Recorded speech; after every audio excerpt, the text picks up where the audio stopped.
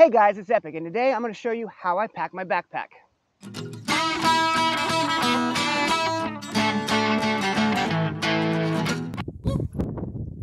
So everybody packs their backpack a little bit differently depending on what kind of pack you have and what kind of gear you have. But there are some commonly accepted principles on how to make it easier for you while you're out on the trail.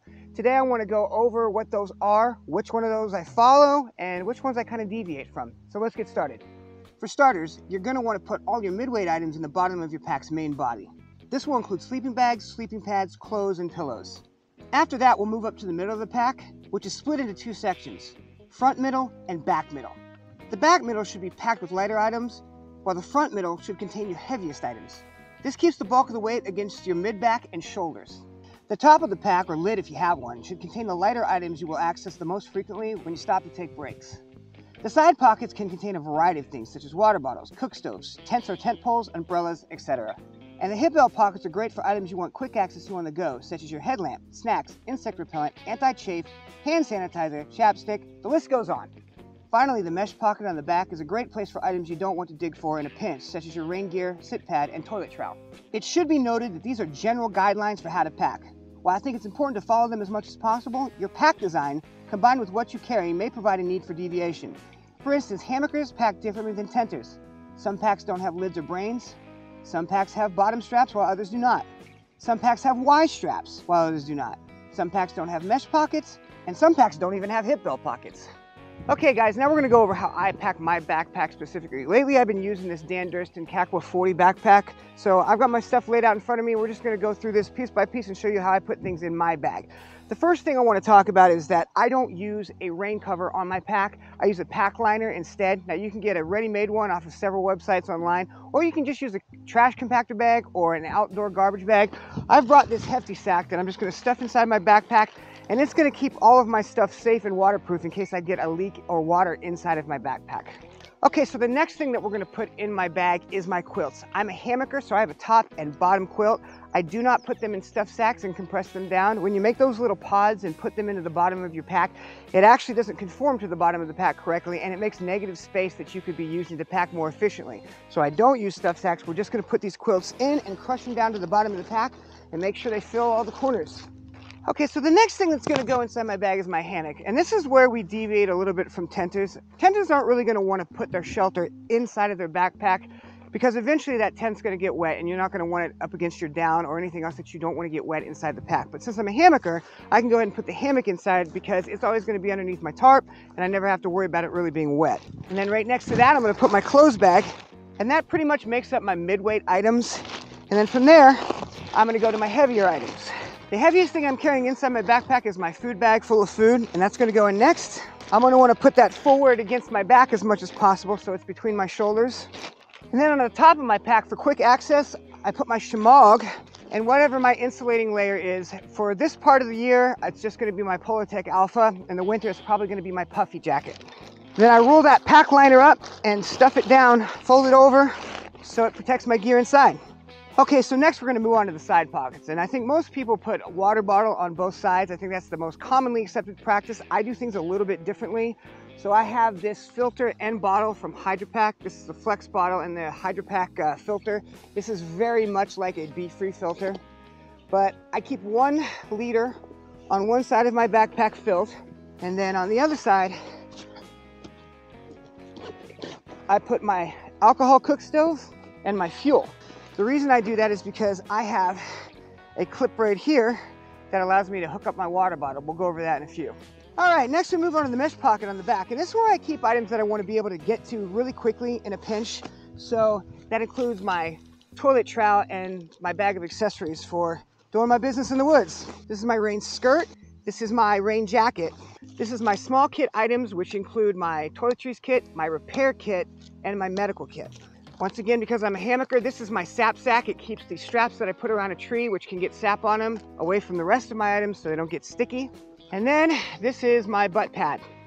Okay guys, so next I gotta put my tarp on my bag. Now this is the thing that's gonna get wet as a hammocker and I don't want inside of my pack. Now it's gonna be the same thing for you guys that use tents. You're gonna wanna attach this to the outside of your pack. And there's a lot of options here depending on your pack. For me, I attach these pieces of shock cord on the back so I can just stick it through and hold it on to basically the bottom just like this.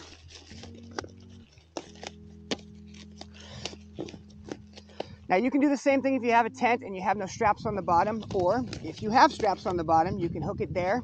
There's also a lot of backpackers that put their tent on top like this. If I did not have this shock cord on the back, if I hadn't put that on there, I would probably have just put this underneath the Y strap on my backpack, strapped it down, and held it there. It's really dealer's choice. There's some options here, but you want to make sure it's secure on the outside of your bag so you don't get the stuff inside wet. All right, let's talk about the hip belt pockets. For me, I put quick access stuff on one side, which includes medication I have to take. This is a bottle of insect repellent. This is a bottle of spray insect repellent for my clothes. This is anti-chafe, and this is my body wipes that I carry on trail. I put all of those in my hip belt pocket so I can get to them quickly.